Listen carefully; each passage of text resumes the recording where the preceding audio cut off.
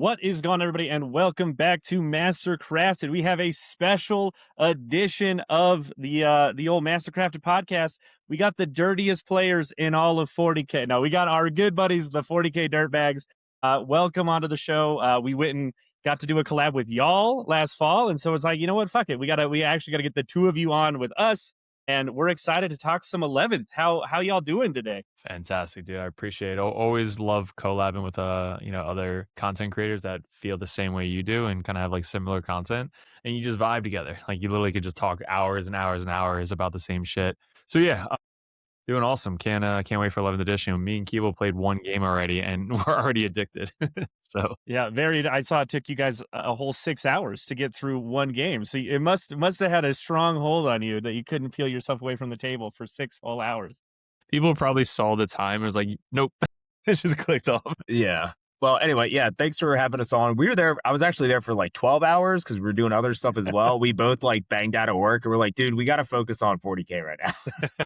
Yeah, well, thanks again for joining us today. Phil, what are we talking about, buddy? Yeah, we're going to break down what we believe. So we've put the 4 most average minds of 40K together to talk about some 40K and what we genuinely believe that you need to help. Now, I am giving ourselves a little bit of humility here, but I think everyone that we have brought on can give you some really interesting things and unique things about 11th edition that you need to pay attention to. And there's some things that like we don't want to talk about just because they're like very straightforward, right? There's some rules differences in here that we don't need to go over. We want to give you the things that in your first game of 11th edition, when you get ready to play, that are going to either probably win you or lose you some games because they are drastically different, or they're going to have such a huge impact on the game that if you're not prepared for those things, you're going to really, really struggle. And some of these are huge, absolutely huge. Yeah, the first of which we're just going to dive right in is Overrun. Who would have thought in a time where now 6-inch pile and consolidate is a thing, the opportunity to pile in not just once, but twice, and not just twice, but in the terms of you don't even have to fucking base anymore. You just get to keep taking space. It is not hard to get all 12 inches of movement out of 6-inch pile and consolidate. I don't know. Did this come up in your 6-hour game at all? Yeah. Yeah. Oh yeah. Yeah. Tell us a little bit about that experience. Well, Mike went against it, but we played the Chaos Space or the Chaos Lord, who has a pile-in and consolidate 6 with a 10-man Warp Talon unit. So you're literally just moving up and then going 6 inches on the opposite side of the thing, and then let's say another unit kills that, and then you go another 6 inches all the way past that, and it was very, very dumb. Mike, what did you think about it? Well, at first I was like, dude, you have to base. You're like nowhere in the rules. And I was like, dude, so it's basically a slingshot, just kind of different, but basically the same, right? Yeah, like I think again, like you said, Lane, if you have these, abilities in your codex, like, and your data sheets, you can do some wild stuff and you can get movement out of it that is just, out of control. There were a couple times where, again, coming out of 10th edition, I'm like, he can't get on my home field. And then I was like, oh wait, he doesn't have to base. And I just watched him just float around, just getting all that movement. I was like, wow, okay, like this is very different. It kind of reminded me a little bit of like 9th edition, sort of, because I think 10th was when they said you have to base. But in 9th, you could float a little bit. It's similar-ish. I did a couple of videos like 2 days ago. I did like 5 in a night. Most of it was the fight phase. And I thought Slingshot was dead, but Slingshot not as dead as I thought it was going to be, because I did a thing with Abaddon. So Abaddon was on my right side and Bile and Chosen were on my left side. So Bile and Chosen moved up, charged. Abaddon moved up, charged, but Abaddon stayed like almost 9 inches away from the closest Chosen. So when Abaddon charged in, the Chosen made the charge. Abaddon slingshot 6 around, staying 9 inches away from the Chosen. And he doesn't have to go within 2 because he can't land within 2. You can still block that out, right? And then after the one Chosen unit killed them, you pile in. So you pile in, one Bile unit killed the unit. Now Abaddon, after his pile in 3, can then pile in again 3, which got into a Dread Knight 21 inches away and then murdered the Dread Knight. So Slingshot is still here in 11th edition, and it's even more scarier now because it's easier to pull off because you don't have to base. So that's going to be a fun video to watch. Yeah. I think that's actually one of the really curious things about the changes is they just like took away all restrictions, right? Like they just are like, you know what? Just see who you can charge. We'll just start there. You don't have to declare anything anymore. And then they go, all right, cool. You don't have to base immediately either. You just have all the freedom in the world, right? You're no longer ever gonna, let's say they do have a really good screen in front of you or whatever. You're definitely still gonna be able to leave yourself room, right? You can't ever dick yourself on a charge again, right? You can moderate things well enough that you'll have space to charge. But they just they got rid of so many terms and conditions of having to do all the pylons and stuff that you're just like, cool. Well, I'm just gonna keep moving. And I think it's going to be one of the things that we're going to see. Something is going to have to get reverted. I think something is going to change. We're either going to go back to you must base, or you're going to just I don't. The easiest thing is I think the overrun was just if they just got rid of that. If they just got rid of that, you have too much freedom between getting to pick your charge target after the roll, getting to do the overrun, and also not even having to base. You get so much freedom of movement. I think it's honestly too much. If they go back to just getting everybody does their pile in when they actually activate, I think that would just get rid of some of this, but we'll see. It's still very strong, so be ready to use it. That's what this video is all about. Use it because it's there. Well, what's crazy is you pile in before they do. So they haven't even moved any of their models yet. So you make all of your charges and then you make all of your pile-ins. So you're getting that 3 or 6 inches, and all you have to do is put one guy base to base. So that way they can't move. So if you base one guy and he bases 3 models, all your other guys are just skipping around that don't have the base. It's such an advantage to the attacking player now. Yeah, I love it. I mean, getting rid of the fight first as well for the attacking players, so much better.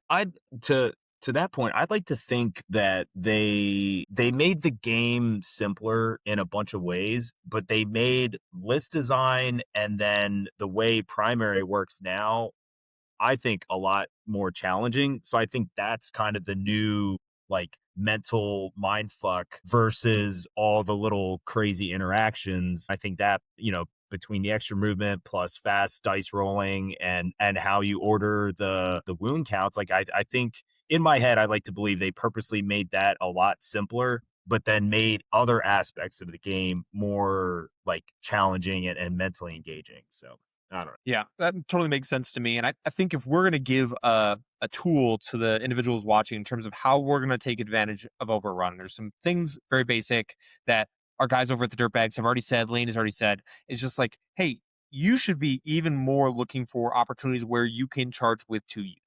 Right? At the end of the day, if you can get into a position where you have 2 great combat pieces, one can pick up the target, the other can swing around, you are already in a position where you could take advantage of an overrun.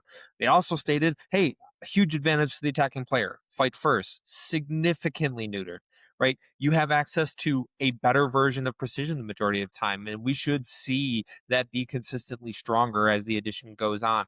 And then when you activate and you pile in, you have all the agency to control the positioning of your units before your opponent has a opportunity to try to stop you. There's only one thing that they can do to potentially stop you, which is a heroic, and they can use that to try to pin the units down, prevent them from swinging around. But besides that, Overwatch isn't nearly as good, right? The positions that you could put yourself in with the amount of dense terrain and the proximity of how close that terrain is, you can very easily, compared to 10th edition, charge from behind these great staging points and get yourself into good combat. Now, when 11th edition was first coming out, people were freaking out. They're like, this is the age of gun lines. This is the age of combat. Right off the bat, do you guys think, based on the first thing that we talked about, which is overrun, and we already talked about how powerful it is, they can watch it on your channel, watching you hop around. I'm assuming there's going to be a few games where Lane and I play, or we have some games on stream where we watch someone go from the midfield and just chain their way onto their opponent's natural or their opponent's home and flip it with overrun. Does this mean that combat armies have a place in 11th edition? I've made a video right when the thing came out, and I mean I've been playing Horde for a while now, and Horde is just even more scarier now than it was in 10th edition. The 9-inch rule, I think they put in because of Horde, maybe they put it in because of me, but the 9-inch thing definitely limits a lot of the movement, but it doesn't stop the fact of giving us an extra inch of range to be in combat. They still kept the -1 to hit while you're engaged, and you still get the -1 hit while you're engaged. And then giving all your horde armies -1 ballistic skill as well. I said it was a buff to horde armies. Like before, horde armies did fine with just -1 to hit. Now your -1 ballistic skill on top of that, it's like I'm playing Death Guard with every freaking army I'm playing. So infantry, I think, is going to be amazing. I said this in one of my videos. If you were good in the melee step of 10th edition, you are now godly in 11th edition. So if you understood it, you're going to be that much better in 11th edition. And if you are getting into 11th edition, this is for like newer players or just at the end of 10th, all we preach is read the core rules, understand word, verbiage, sentences, periods, all that stuff, and figure out what you can and cannot do. And then when you figure out like, wait, is this legal? Yes, use it. Don't think like, oh, it's a cheap trick. Like you're playing with the wrong guys. Get into like a better crowd of somebody who's maybe more competitive, wants to learn with you and learn those skills, because it's going to make you so much better than the person you're playing against. If you know that core rule of the pile in, consolidate, get to this, objective. I need to end within 3 of this model so that way I can consolidate now. If you're outside of 3, you can't consolidate to that model. It has to be exactly 3 inches away. So you're almost planning this as you're doing the consolidate pile in. You're like, all right, I'm going to pile in.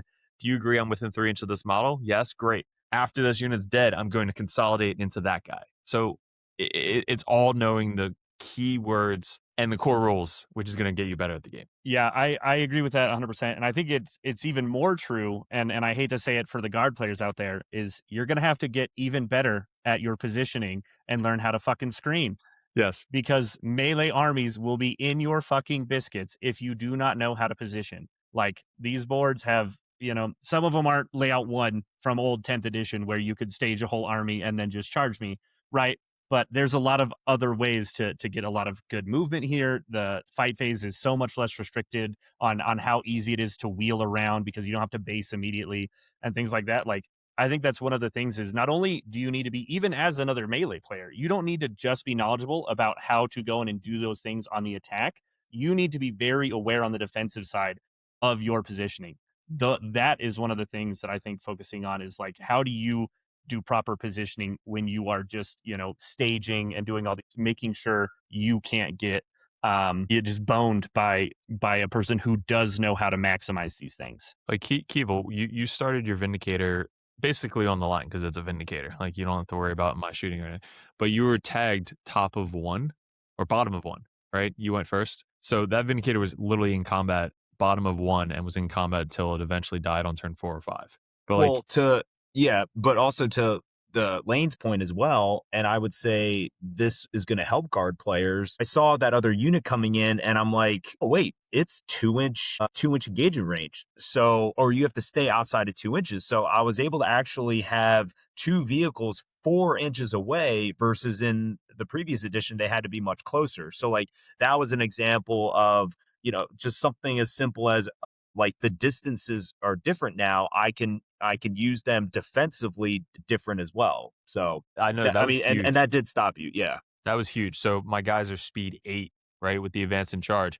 I roll a 6 for the advance, and I physically can't. Like I have plenty of distance to go through, but I can't stay in coherency because I couldn't go through you and land 2 inches away and keep another guy out of engagement range. So like using your little cheap tanks that are like 4 inches away, I can't physically run past you, which is brand new in 11th edition. Like that never used to be a thing. So now you could 100% use your tank's engagement range, the 4-inch now engagement range on 2 models for defensive purposes. Yeah.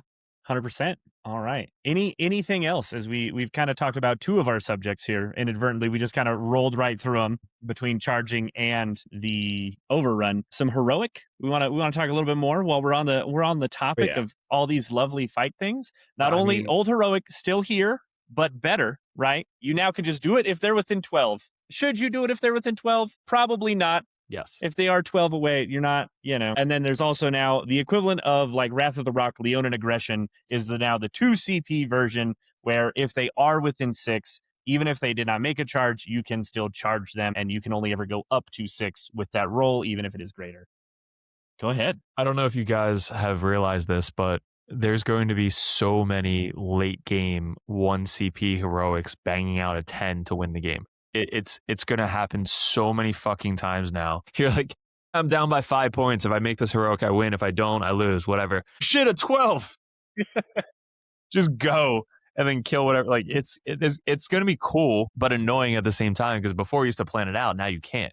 You physically can't stay outside of 12 inches for the heroic. So there's going to be so many upsets, and hopefully it's at Worlds when they're streaming it and stuff, because they're going to be like, oh my god, he banged out a 9 when he needed. It's going to be really cool. But it's literally it's a dice game. Like Keeble says it all the time. It's literally a dice game. You cannot get angry at it, because it's going to happen one every 100 rolls. It's one of the things that I think is going to throw some people. Someone's gonna, like, if we talk about like flipping a table, like old school Magic the Gathering, like just, someone's gonna get real upset of like the charge phase and heroic convention. It's gonna happen with both, where somebody's gonna roll a charge, not have to declare, roll a 12 and be like, oh look, this thing on your home objectives within 12 inches, I'm gonna go charge that thing now. And then the same thing's gonna happen with heroic intervention. It's like, okay, well, like I can't really stop you. I'm just gonna have to take this, and then you're gonna lose a game off that, and it's gonna be like, well, what could I have done differently? He just rolled a 12 or rolled a 10, whatever the case is. Think about how many free CP strats there are in this game, and let's say they're bottom of turn. You're gonna heroic every fucking turn for free. You're like, fuck it, I got a free CP. I haven't used it yet. Look at that, a 10. It's just, you don't even care anymore. Well, to that point, if you have Vect, I think Vect just went way up in defensive value for that stuff. I mean, dude, I took my assassin out and then I roll up and you're like, oh, Cypher's over here. I was like, motherfucker, dude. And dude, it took me, till turn, I think I killed him 4. Yeah. But again, like, after you killed JPI in my backfield by himself. Yeah, whatever.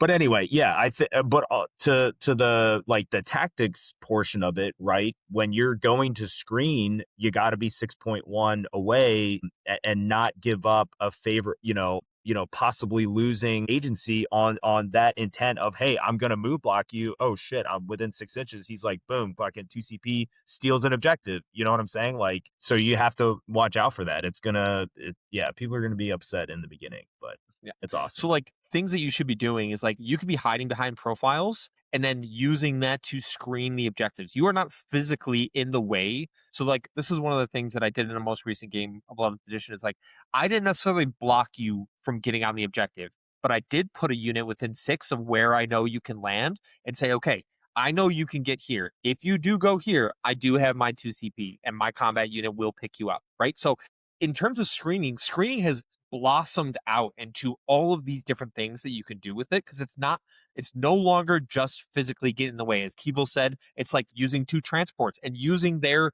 4-inch, probably more, right? Because if I spread out, I could probably do 4.5, leave that space in the middle, you still can't land there. Like I can use that to block you out. I can use my heroic intervention to stop you from getting onto my objective, but it is no longer the physical act of me being there, because that's going to hurt you on primary missions. That's going to hurt you in late game scoring, right? Like you have to find different ways to interact with your opponent, and heroic intervention is going to be the one.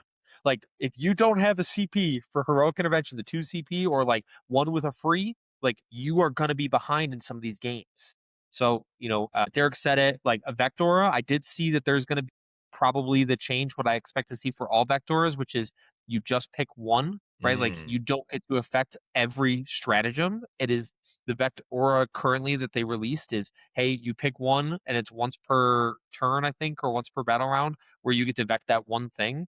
I expect all Vex to probably go down that same vein, but then CP generation is going to be so important because you're no longer ditching secondaries like you did in 10th edition. Yeah, and this is another big change too. A lot of the units that are written as heroic for free is now heroic at -1 or heroic for 0, and then it will be going back up if it is vected and stuff. But like I agree, even as a guard player, I'm looking at it like, you're gonna charge me if Adorn on an objective makes the difference. Like I'm a heroic now with Adorn because I could not do that before.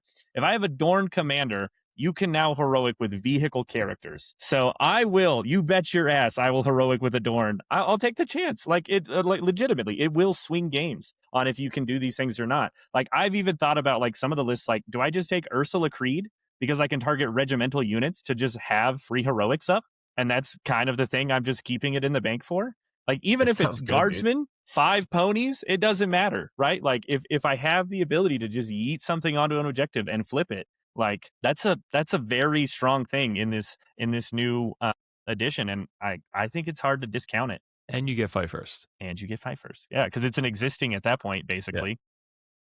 But not only that, but with Consolidate, you don't have to go towards the center of the objective. It's literally just go wherever the fuck you want on the objective. So if instead, like, the scary, Custodes players 6 inches away from you, you're like, all right, now you're 9 inches away from me. So it's like you're backing up, but you're still within that 6-inch frame. So you can go literally anywhere on the terrain feature with Consolidate now instead of like the center. Wild. If I had anything that could kill anything in melee as a guard player, I would try to fight you and then go hide back behind the wall. But that's just, I'm not killing more you. 1-inch blocking anymore. That's cool. I love Makari got around that so many times. It's like, Makari's smaller than 1 inch. Still made the charge. Yeah. Speaking of Makari, the next thing on our list, fast dice rolling and wound allocation. If this is not some of the most important shit you need to be ready for, I don't know what is, because this is directly affecting how you actually kill units. And Makari is maybe one of the biggest fuck yous in the game as it is because of this new rule. You now will go ahead, and when you are handed whatever profiles that are all the same, they will get handed to you as saves, and you will have to, as the defensive player taking the wound, say, everything is going to go on this group, and then everything will go on this next group, and then this group. Generally, right, those characters are going to be last, obviously, because they are bodyguard units, so you can't really put them before. And we'll talk about why that's also another important thing later with precision. But the reason this sucks is you now will take all your 1s after you've rolled your save, and you'll say, well, these fail. And then you're going to take all your 2s and say, these fail, and so on and so forth. And what this generally means is if you have a 4-up invuln, let's not even get into the deep bullshit of Makari yet, just in general, if you have a 4-up invuln, right, and they give you a reasonable number of wounds. If somebody just hands you an entire, plasma and scepter unit, and you have like a 5-man with a leader, right, the chances you're dead is still pretty high. But in those scenarios where you're just enough to maybe scam them that you wouldn't have normally done it if you had to roll them slow roll, that you now have the math is there, right? So you're going to take all of your worst rolls, put them on your bodyguard unit, and then you are going to take your good rolls and say, hey, crazy, this is better than my invuln, so my character's still alive.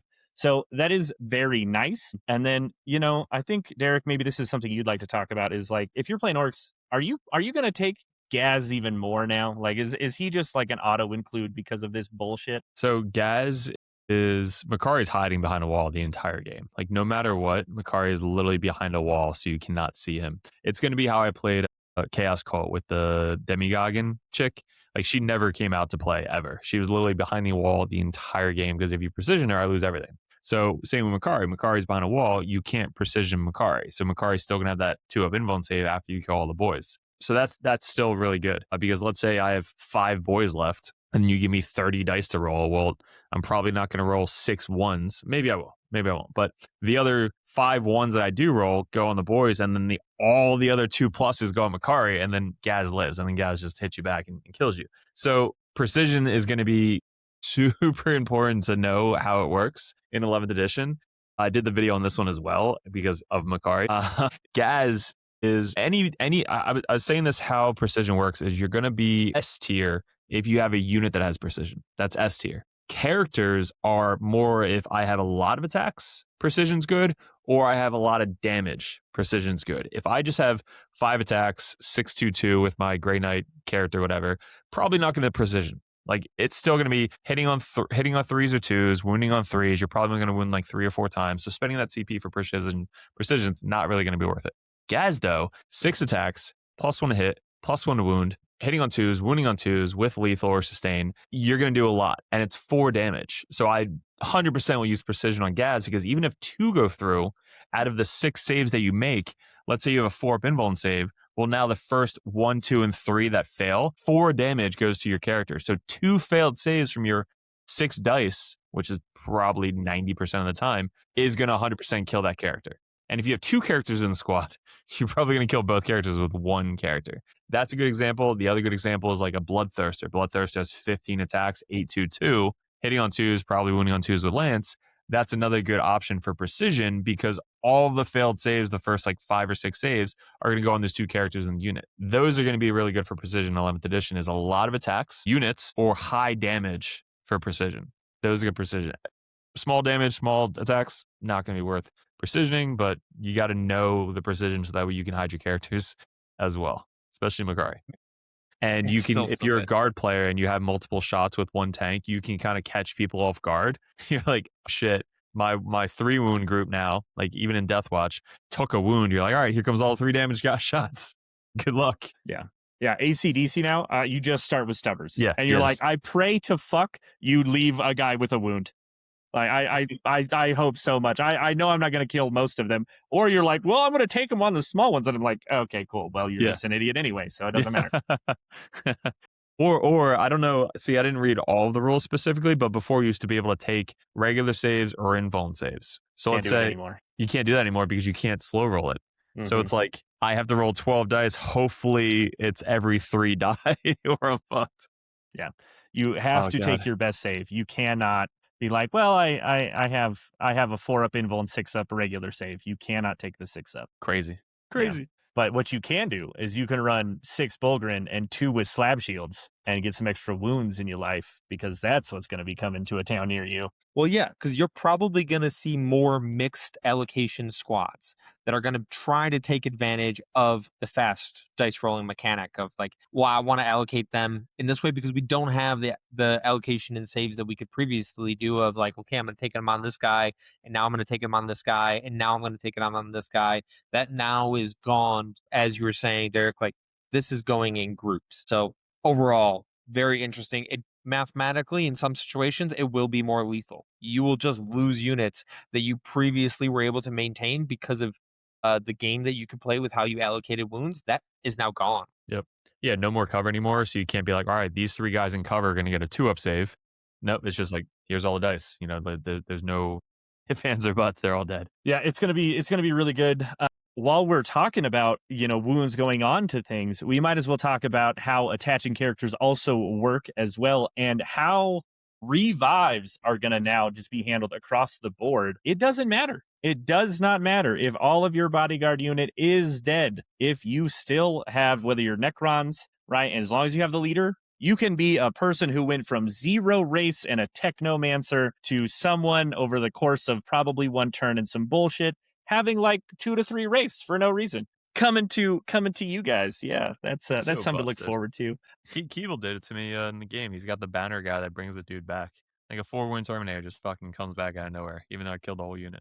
Yeah, and I also think they did clean it up a little bit too, where instead of like some of them were weirdly written of you just get a model back, or you can only heal the existing model. It's just like you heal, and then if you have more wounds, you bring back the next one. And that seems to be just like the overarching kind of rules now, which I think is good. Yeah, agreed. So you brought up another thing, Lane, was not only that, but attached units as a whole. We do have a different dynamic for leader and now support. We don't know all of the characters that will have that support ability. Obviously, we have a few based on the Space Marines that have come out so far. But how is that going to work now? Now that we have multiple characters with resurrections, they will only count as 1 unit being killed, because for all of these Purge the Foe fanatics that are going to run the new Purge the Foe into the ground, all of these units now only count as 1. So how is this attached units going to work? Yeah, so you now have to do it before, you actually even show up to the table. When you're doing your muster army step, when you're building your list, you have to say this is what is leading this, and support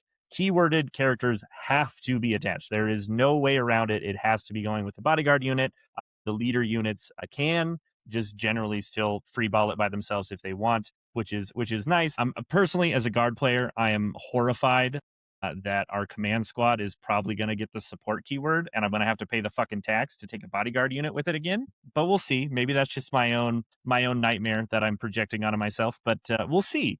I'll know soon enough. But yeah, I think this is interesting. I think it's definitely a nerf for a lot of the flexibility that you could do.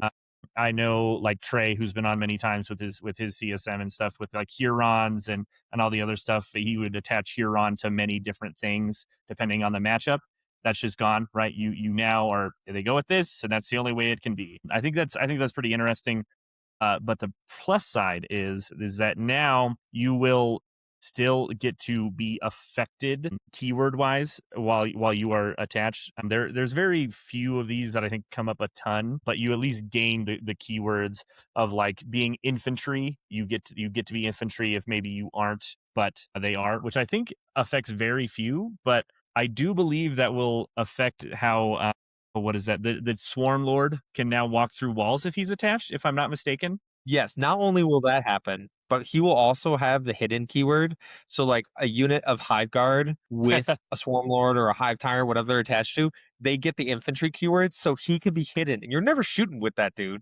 So they're just running around with hidden inside terrain, waiting to heroic into something. The only reason I know that is because I just played into it, and that was miserable to try to chew through. My Gene Stealer cult did not have a good time. Yeah. Yeah, and if only Tyranids had a great transport, dude, that would be some excellent fuckery to be like, oh, it's just one infantry model. Of course, like, I'll just throw it in my transport. But I don't know if they have any that are actually worth taking. Thankfully, I don't know. So we should if say you that. have two characters can't join the same unit unless it says specifically. Okay, and then what if the bodyguard unit dies? What happens to those two characters? They are still together. So me and Keeble, we didn't know, so we just played them as separate. So the banner character that can bring guys back is still with Corvix, right? And then when you res a guy, it's now a 3-man unit Now again. 3-man. But if he's out of coherency, you have to pick which character is going to live, correct? Yeah. So the coherency is still a thing at the end of the turn. They die if they're not. Okay.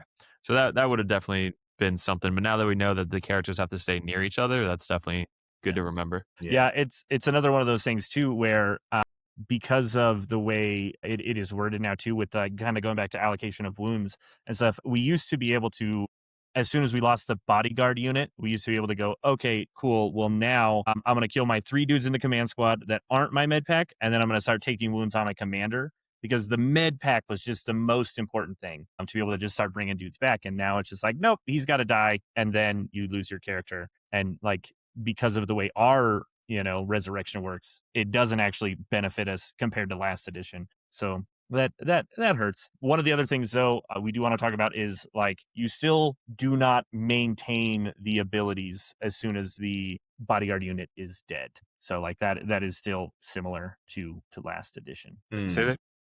So you So don't they say that again? Because I thought like if it's the character unit though, right? So like let's say the character gains something if they're leading. If the bodyguard dies, they still have that character. But once the unit dies, that 4 feeling pain that you had before is now gone from the bodyguard. Is that instantly, like with the fast dice rolling, or still end of activation? Okay. So like yep. So even if I were to kill your whole bodyguard unit, and then you would still have it for the rest of my Dorn. Okay. So same, but the leader gets to keep the keywords on his own data sheet. Yes. All right, Kiva, what were you going to say? No, I was clarifying the same thing. Okay. Yeah. All right. Well, one of the things that I think is huge in terms of just funny, entertaining, it makes me chuckle a little bit. Hazardous and all of the rules regarding you dying, whether it be shooting plasma guns, disembarking, things like just things dying. The hazardous rule has been simplified down to one keyword. It doesn't matter what it is. They've all been simplified down to a 1 or a 2 for hazardous for everything that's going on. It is now gone, and I think it's significant that you no longer have to place those wounds onto the model that has the hazardous weapon. So let's say it's the plasma gun, that no longer has to go onto the plasma gun when you allocate wounds when it dies. You are just picking, kind of like in 9th edition, you are picking up models out of that unit, which is fantastic. But now disembarking from a transport after it explodes gets even scarier. On 1s or 2s, you are losing straight up models. It is kind of terrifying. Transports as a whole have changed drastically, and we'll talk about that in a minute. But overall, hazardous, does this make any decisions for you, Derek? Are you taking less transports because of the relevance of hazardous now? My 1 wound Chaos Cult model's still going to die with hazardous. But 2 wound Marines hazardous is like not as threatening anymore. I think vehicles, it's not threatening at all. Being able to desperate escape and not losing your 300 point Dorn for nothing. Like, I took a wound, who cares, I think it's 3 wounds for monsters and tanks, 3, right? Yeah. But still, it's like my knight, all right, I'm just going to desperate anyway. Question, with the fallback and desperate, can you desperate escape is the same as fallback, or is that 2 separate things? I guess Just making sure I understand your phrasing of like if you're battle shocked and you must desperate escape. Is that what you're talking about? So let's say I have a knight that can fall back, shoot, and charge. Can I desperate escape over you, shoot, and charge? Well, since you still have the Titanic and Towering, I think that you'll just still be able to step over things without technically desperating. Yeah. Got it. Yeah. So like stuff like that, you just don't care anymore. So it definitely benefits a lot of tank players and stuff that were afraid of desperate escaping before. Now you're just like, fuck, I don't care. Let me just back up and take one more wound or 3 mortal wounds. Yeah. But no, I don't run plasma, so it doesn't really affect me. Yeah, well, monsters and vehicles with hazardous, that is going to hurt you more likely now, being on 1s and 2s for the 3 wounds. But yeah, being able to just desperate Forge Fiends. Yeah, that's gonna suck. Will hurt. Forge Fiend already killed himself before, and now it's gonna be even faster. Crazy! I took 9 wounds off of my activation. And I killed like 2 dudes. Just whiffed and just almost. So just for everyone at home, what Derek is asking is like, it says specifically in the fallback move, if your unit is not battle shocked, you can select this mode. Otherwise, you must select the desperate escape and make a hazard roll for this unit. So you're never forced into making a normal fallback. You can always desperate escape if you want to. So the desperate escape verbiage says each model that is moved can be moved through enemy models. So you can always desperate escape if you want to. You just take the hazardous, and if you have fallback, shooting, whatever, you are not restricted from doing that in and then you obviously also have to take a battle shock fallback. Now. That's new. Correct. So like if you're battle shocked, you have to do a desperate escape. Yeah. Oh, and then if you do choose a desperate escape, you then have to take a battle shock test. Correct. Yes. So you're like forcing yourself to take a test, which some guys sometimes can be really bad. Well, especially nowadays when battle shock's going to stick around. Yep. Yeah. We'll come back to battle shock because that shit sucks, dude. But before that, when you're back to the fight phase, when you're like heavily engaged and with multiple units, and Phil, you were saying like you're even more incentivized to charge in multiple units now. Falling back was impossible for my Terminators because they only go 5, and now it's 2 inches, and I was like, dude, there's nowhere to go. So with that, back to Lane with you, like a knight is not going to. You're going to move block in different ways, right? If you're thinking about it, to where it's like if they want to just YOLO through my guys and get through, well, if there's multiple units on that second rank, behind the fight, they're not going to be able to get there because of the 2 inches now, and that happened most of the game. I couldn't even fall back with shit. And now battle shock, dude. Holy cow, man! I was like, man, I totally didn't really look into that getting ready for the game. Where it's like, dude, you have one character that can unbattle shock something is huge. Because I was battle shocked most of the 5 hours that we played. Yeah, but before we move on, that's just mean. Night Lord's OP. Yeah, they definitely went up in stocks for sure. And before we get in deep dive in Battle Shock, the other change to fallbacks or to desperates is if you are surrounded, if you have one model that has to desperate, everyone in the unit has to roll for it. So that is going to be very, very important because that is going to be a way to just be like, oh, well, I just get free damage potentially on you if you aren't careful, because you can bet your ass I will wrap one of your Terminators with any of my guardsmen I have left to make sure you have to desperate for your whole unit and be like, well, crazy. I still got to kill with just charging guardsmen in, like as one does. That's the little shit that you have to read minutely and like pick up stuff like that. And that in a game is knowing the core rules. Because most people are just going to like pile and consolidate and just like move their models up. But like, Lane's going to be like, nope, this one guy's going to triangle you, and now you have to roll 20 dice for your desperate escape. Good luck. But even to your point, Lane, just with 10 guardsmen, you can, because you don't have to base now, right? Back to the first thing we talked about, you can set it up to where they ain't leaving. They're stuck, and that's easier to do now. Yeah. So much easier. Yeah, it's going to change a lot. It's going to be more of like your area of control, not just like a straight up screen. It's not just a line of idiots. It's really learning how effectively you can just control the space where they're at as long as they're alive. And a lot of that is going to come down to more just like, for lack of a better, you're going to be cupping the balls a lot more. You are going to be kind of using that 9 inches of coherency to wrap in front of things, or be just annoying enough that like things can't go over you or through you and end on the other side. It's just going to be you being in the way and really controlling the area around that unit. Battle shocks. It's like overlapping screens are, I would say, bigger now. All right, let's move on to the next one. This one, I think, obviously Derek running his Nightmare Haunt. I know plenty of CSM players are hot on the trails of, hey, Battle Shock matters. If you watched our first 2 videos for Take and Hold and for Purge the Foe, there are a lot of ways you can game primary scoring with Battle Shock, which means if you hold it during the beginning of the turn, and then I Battle Shock you in the command phase, you held at the beginning of the turn. That's how a lot of these primary point scoring is determined. And then I flip it when I Battle Shock you, then I control it at the end of my command phase. Like, I get primary there, and that's a huge way to do it. But Battle Shock has changed in 2 significant ways. One being, it now lasts until you pass. You will have to roll every single turn, and it does not matter. You have to roll a pass. So if there's auras like demons or chaos knights where you're constantly in a -1 leadership buff, my Gene Stealer cult hate it. Like, what do you mean I'm at leadership 8? Like, I can't pass consistently Battle Shocks that way. Like, I am desperately trying to pass Battle Shocks to make sure I can score, which is like the one job I have to do.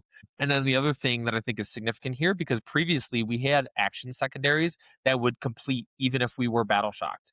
Battle Shock now specifically says that any action that we have started cannot be completed if you are Battle Shocked. There used to be secondaries that allowed us, whether they were worded correctly or not, they were worded in a way that even if you were Battle Shocked, you could still score them as long as you weren't Battle Shocked when you started the action. So, like, those 3 things being gaming the system with Battle Shock, it lasting for the entire time until you pass, and then now being in a position where you cannot complete anything once you get Battle Shocked is absolutely significant. So, Keevil, I'm curious. You obviously played into Derek and all that Nightmare Hunt.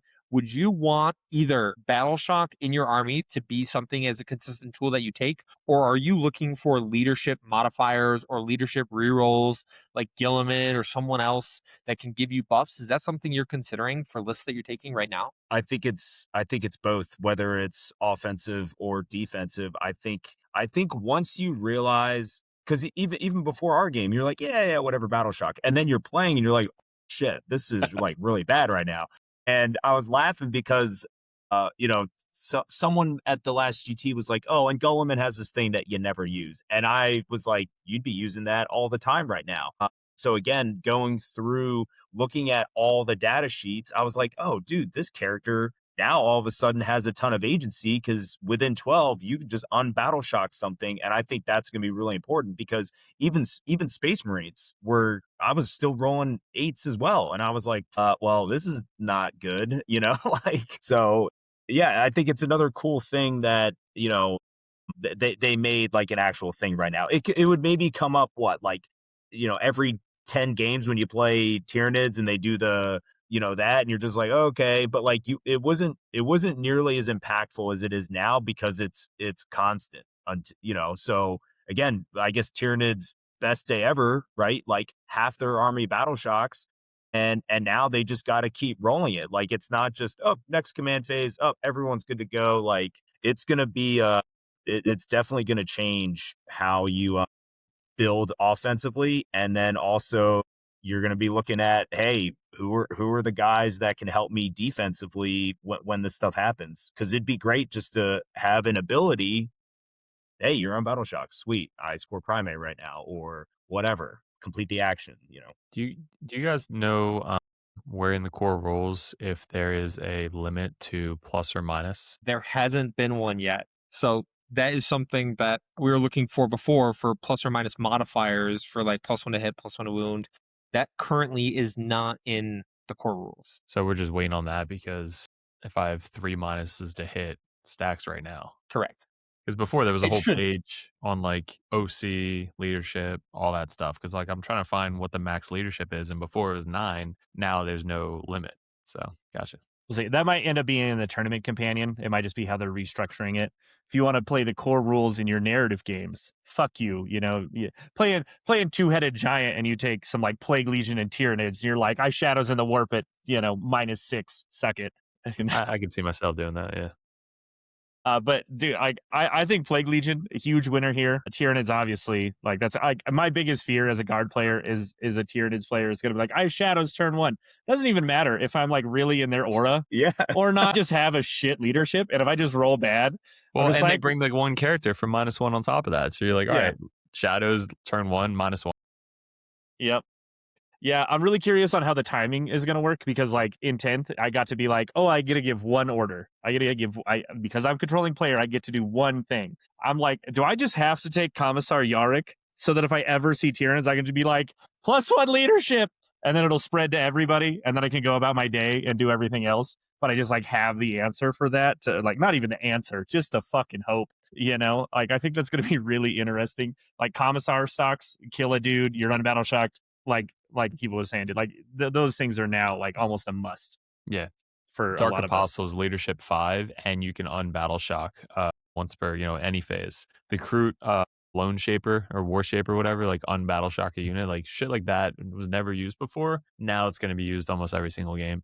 There's a new strat in the Orcs for the Blitz Brigade. When the thing blows out the tank, you're automatically battle shocked now, or you were before, but now you're battle shocked, which is bad for Orcs. So the thing blows up and now you're battle shocked. Well, there's an enhancement that you're now not battle shocked when it blows up, which is fucking sick. And then you can compare that with Freebooters, and Freebooters has a enhancement that you get to pick a unit that's not battle shocked, and your unit takes like D3 mortals. So combining that, all the Orcs are now like, I don't care about battle shock.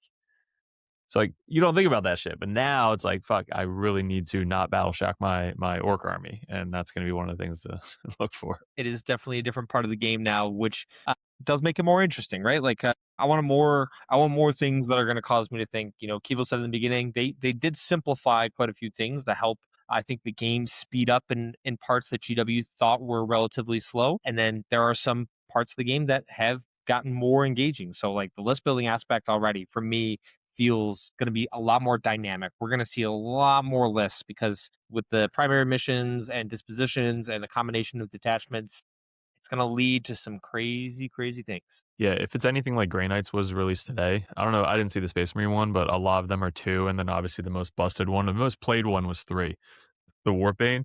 So I feel like Warhorde is going to be the same thing. So Warhorde is going to be probably 3, and then everything else is going to be 2. You're probably rarely going to see 1s unless it was like the new thing like Blitz Brigade or whatever.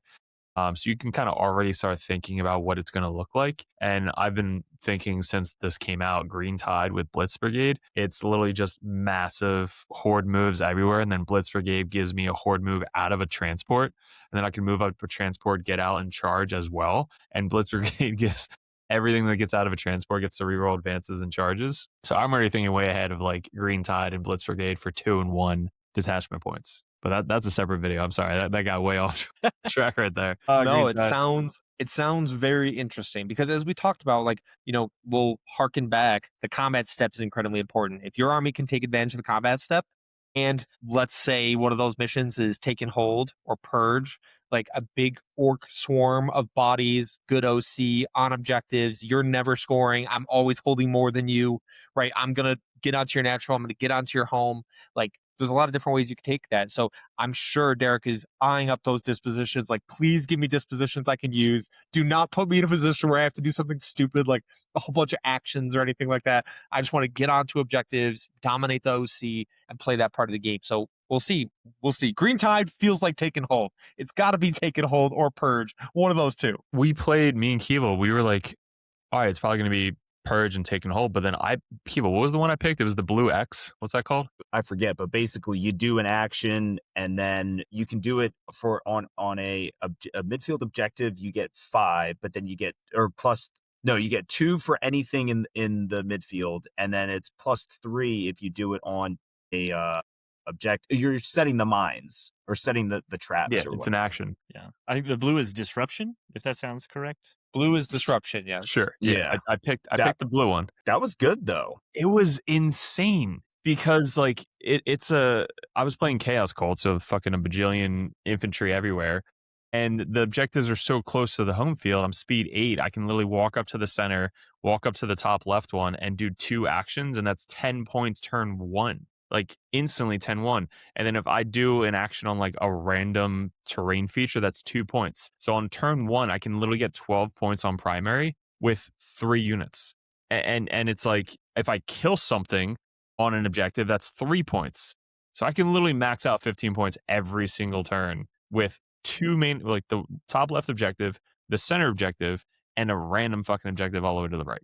So, well, yeah, what was cool is we didn't realize it until the end of the game, but essentially, I did like how they paired them up, right? So, if you're playing this disposition and your opponent has this, you are playing like this version. And for like my primary playing into that, it was flip an objective, and I didn't realize it until afterwards, where I was like, oh wait, he has to do an action every time, which means he's got to control it. That's like the flip, where I score those points there. And then with that, like, you're gonna have to get games in with people who might not play that specific disposition. So within your, like, I think this is going to force you, if you don't have a group, you need to find a group, because you need to be like, hey, Phil, I need you to play this thing. You're like, never played it before. Well, this is for me right now. And vice versa, right? Like, you're going to have to do that for your friends, or else you don't want to be sitting there at a GT being like, oh, shit, this is my first time playing this disposition. How do I even win primary? Because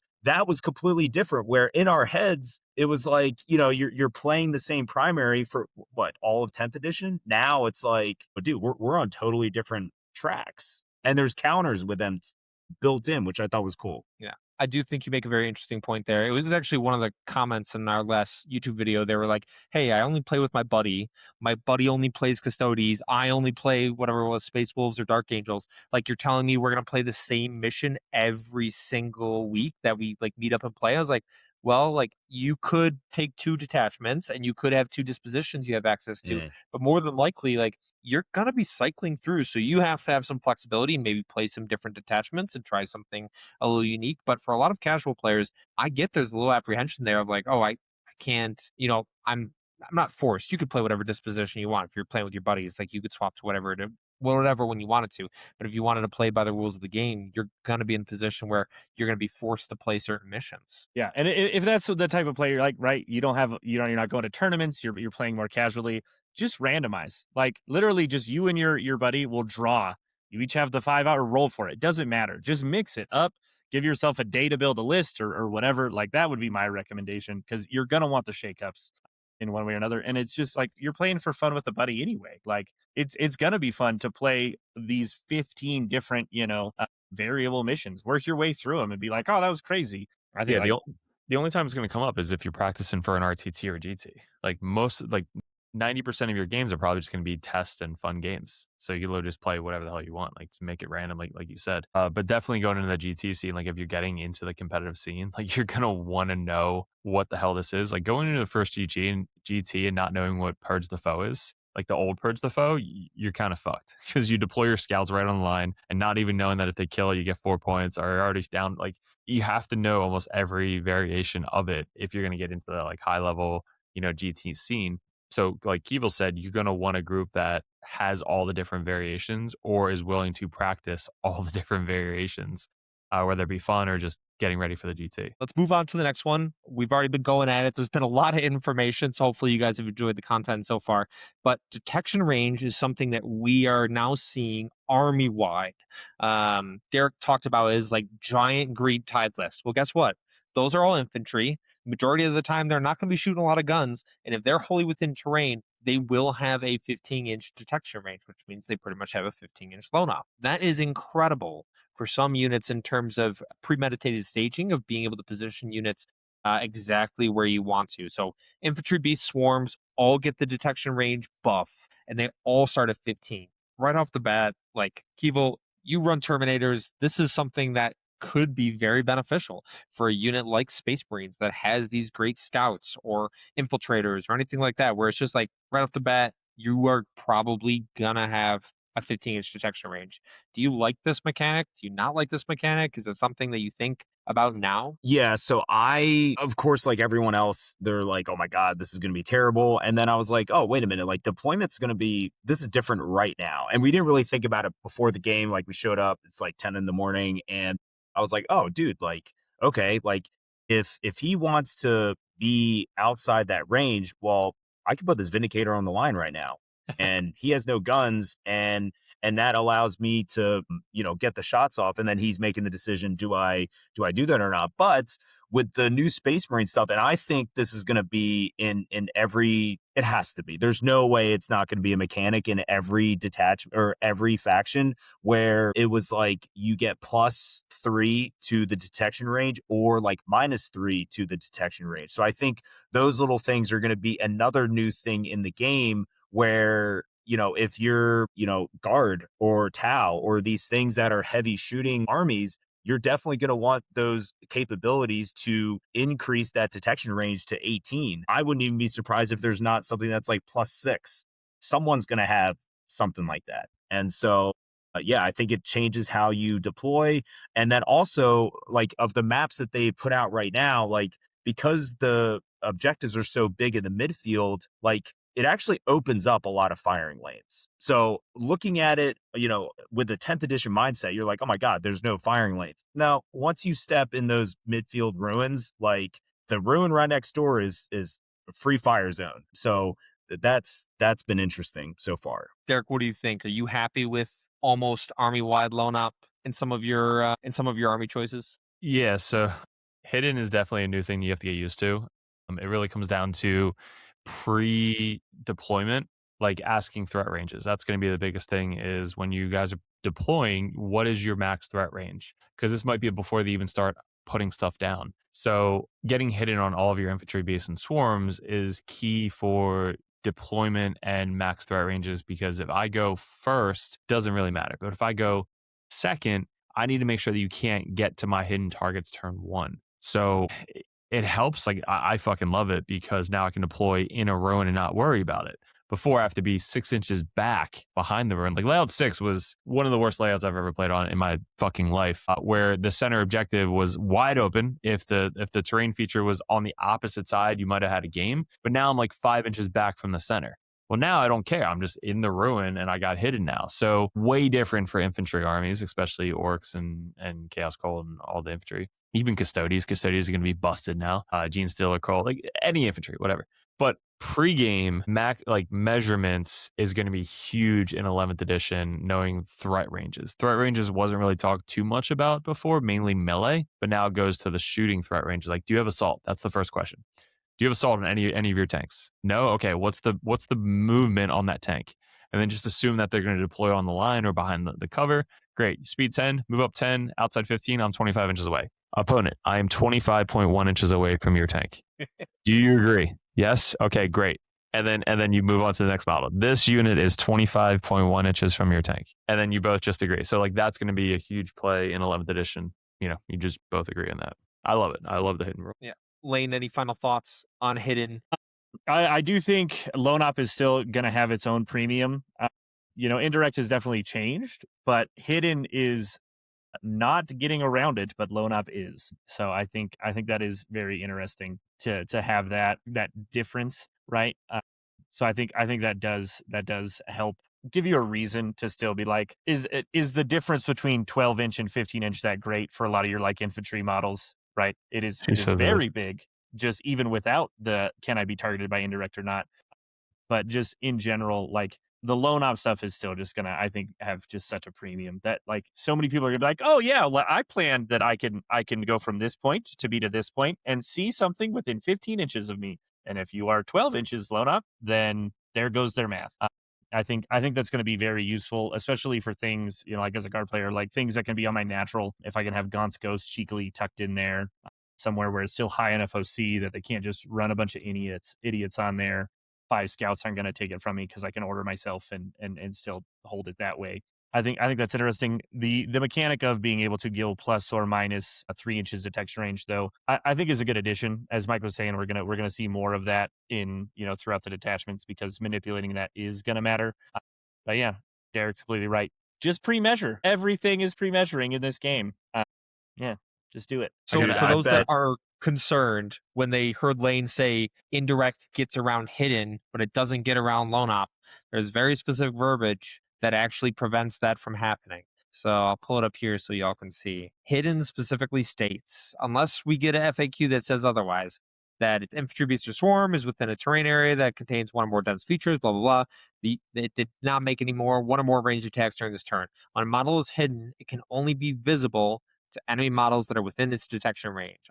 Unless otherwise stated, model's detection range is 15 inches. Does indirect say it needs visibility to shoot you?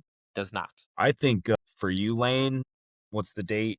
June 8th. I'm willing to bet when your shit comes out, you're going to have an order for the detection ranges. Yeah, I feel like I'm hoping that's either because it's either going to be an order, or I think it might be something that ends up like on either that new, like it's the infiltrating, I forget the name of that squad. It's our newest kill team that we got, or like it might end up on like Scout Sentinels. Like with it used to give us reroll ones and you ignore like hit mods for indirect and stuff. Like I could also see it going on a model like a Scout Sentinel being like, oh, +3 to detection range as a scouting unit, things like that. Like there's going to be something in there because yeah, they're definitely going to make sure guard has the ability to make sure they can see things just a little bit easier.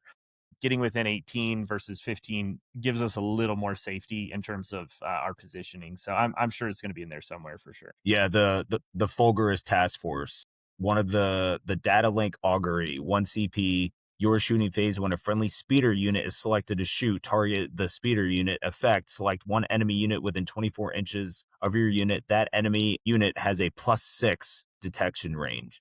Detection range unit your unit has shot. So stuff like that's definitely coming. That is super valuable. The more armies that have it, there's probably going to be some one detachment point armies that you could take advantage of in your armies. So obviously, we all believe that it's a tool that you should have. We all believe, especially if you're a shooting army, you need to have this somewhere in there because you need to be able to take advantage of that unit that's trying to like potentially control objectives by having that great lone op or great hidden, and you need to get after it. So we've been going at it. We've given you a bunch of tips and tricks regarding all the things that we need you to know for 11th edition. Like on the table, you need to know these things, guys, because if we talk about the first thing that's going to shock you, like it's going to be this stuff. There's some baseline core rules we strongly recommend, as Derek and Kevo, myself, and Lane have repeated over and over again. Read the core rules. There are still things that you're going to learn. You're still going to make mistakes. It's still going to be okay. But if you focus on those core rules and understanding the game, you will be more successful as you go through. We'll start with you, Derek. Any final thoughts? Any last tips and tricks that you want to give people for 11th edition they need to know, have to know right now? I mean, it's just going to be what to do for 11th edition, and it's just read the core rulebook, new core rules, which is free for everybody, top to bottom, and write out the differences between 10th and 11th. And if you're brand new, just read it. Like literally just read the rules top to bottom, and you can literally play any army if you know the core rules. For me, it's look through all the data sheets again. Look at every ability. What does everything do? And start thinking about how, these things that were not really a thing in the last edition, again, or if you're new, everything's new, but there are some cool units that do things that you are going to need offensively or defensively. So Chaos Sorcerer. yeah, dude, exactly. -1 to hit, baby. I'm going to say go out and play some games. Just try the different detachments, try the different dispositions, see what you actually like.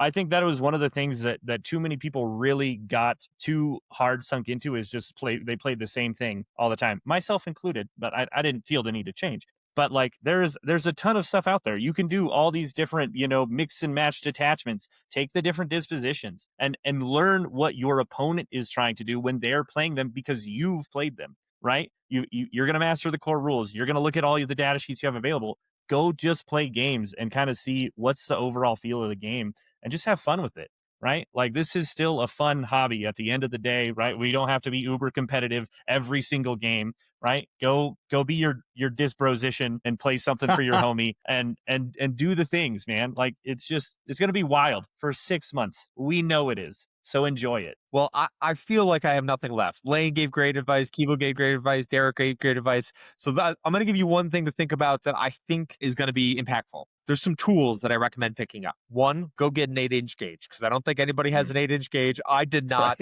Right. You're gonna need them. The other thing that I think is like super impactful is I recommend hidden tokens, some kind of identifier, and then a lot of these primaries have like, they call them something stupid. It's like configuration or conjuration or whatever it is, that tokens that they put onto objectives or they put onto terrain pieces. Those are some tools that you're going to need to have in your bag. The hidden token is going to be the biggest one, because I guarantee you there's going to be a time that comes against your opponent and you're going to ask, hey, did that unit shoot last turn, that infantry unit that's on that piece of terrain? And your opponent's going to be like, no, they didn't shoot, they have hit. Like, I thought they shot for sure. Do yourself and your opponent a favor. Have something that visually identifies for their sake. Even if you're confident, you're like, I know my thing, I want my opponent to be as comfortable as possible.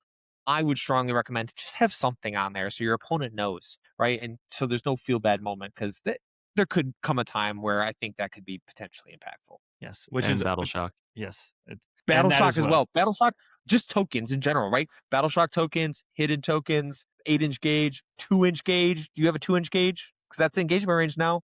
You're going to need one, and Lane's Workshop is going to be selling them. This is the prototype right here. I also have on the way, the website is hopefully going to be up by the time we drop this video, but I'm going to be doing emoji tokens as well. We're going to have the incognito face if you're hidden, a nice, a bunch of other stuff. As Phil said, there's a plethora of bullshit. So why would I make name tokens? All right. They're just going to be random emojis that you can use for your different, the condemned, the conflagration, whatever the fuck he said. But those are going to be coming soon. So keep an eye out for the Lane's Workshop. It is going to be dropped below, and there's going to be some other fun shit in there as well. But before we, anything else that you dirtbags want to highlight on your own channel before we get going? Okay, we want to talk about the book? Yeah, so wrote a book, and if the best way I can describe it is it's the greatest 40k book, not about 40k. And I got the idea from, it's called The Inner Game of Tennis, and that is one of the top 5 greatest shooting books for competitive pistol shooting. So it's about 40k, but it's more about like the concepts that apply in life and vice versa. It's about community, it's about tribe, it's about, meeting people and using the game as a tool, increase your friends group. And that was a big thing for me getting out of the Marine Corps. And like, it wasn't my Marine buddies that helped me get through divorce and alcohol and all that stuff. It was my 40k friends. And that was like really big for me. So yeah, so I'm in the final stages of that. We're dropping it in July. I'll send you guys the landing page. And then we also just redid our website. I got to get that live tonight just because I've been traveling. So yeah, and then we're kind of doing like a rebrand, I guess you could say, of like what are we trying to do? It's meeting awesome people like you guys, seeing you guys at the tournaments, and then doing stuff like this, and then increase your play groups. And I think Lane, you coined it first, the bro disposition. What did you say? Dispositions. Disposition. That's great. Lane mastercrafted. He said it first. So hell yeah. Awesome. All right, Derek, anything else from the channel? Just you guys golden. I mean, everybody's got so much 11th edition content coming out. Just take it all in. But the biggest thing is just play, because a lot of people might say some stuff. It might be wrong here and there. Like a rule, like you just got to play other people and both read the rule like out loud. Make sure you get the right rules, because don't take these content creators to like heart. Like some shit could go wrong. Like it's all brand new to us. So like just keep practicing, keep playing it.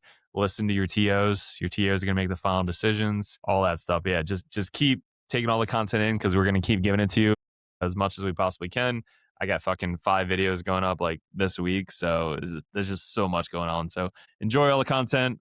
It's coming out, blowing up. And yeah, can't wait for this shit to start finally. Yeah, awesome. Well, thank you for joining us, 40k Dirtbags. As always, it is a pleasure to have you on. Phil and I just love making content, and we're always happy to do it with other people who love doing the same. We will probably try to do this again, maybe not 8 months in between, maybe a little more frequently. But, if not, everybody, thank you for watching our channel. Go check out the Dirtbags if you are unfamiliar. They are awesome. And don't forget, do the same things you always are supposed to do but never do. Like, subscribe, comment, participate, motherfuckers. And most importantly, do not forget victory isn't given. It is forged, and it's forged right here on Mastercrafted, and we'll see y'all next time. See ya.